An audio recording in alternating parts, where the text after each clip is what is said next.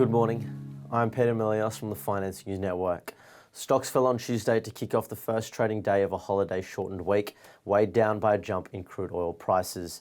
The jump was as a result of Saudi Arabia and Russia extending their voluntary supply cuts. Saudi Arabia will continue its unilateral production cutback of 1 million barrels a day until December. Russia will extend its output cuts at the same time. As a result, West Texas Intermediate futures popped more than 1% and briefly traded above $87 per barrel, reaching their highest levels since November. Shares of Halliburton and Occidental Petroleum each added more than 2%, while EOG Resources rose 1.8%. The uptick in oil-pressured airline and cruise stocks, with American Airlines, United Airlines, Delta Airlines and Carnival shedding more than 2%.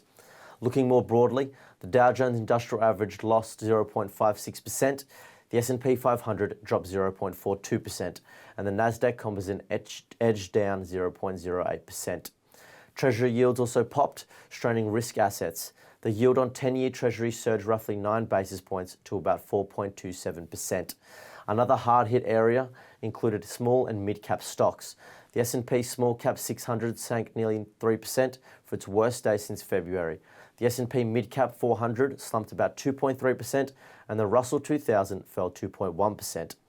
Over the extended holiday weekend, Goldman Sachs cut its recession odds to 15% and said it anticipates the Federal Reserve skipping a rate hike at its policy meeting later this month.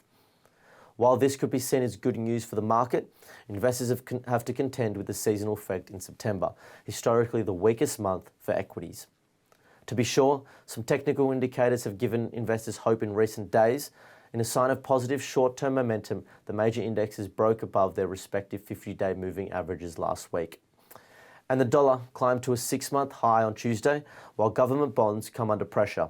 As investors weighed the future path of monetary policy and corporate debt issuance compounded market moves. The dollar rose 0.6% against a basket of 6 peer currencies, touching its highest level since March. Turning to US sectors now, energy was the standout following the news that Saudi Arabia and Russia will extend their oil cuts. Materials was the worst performer. The SPY futures are pointing to a 0.3% fall. Thank you for listening.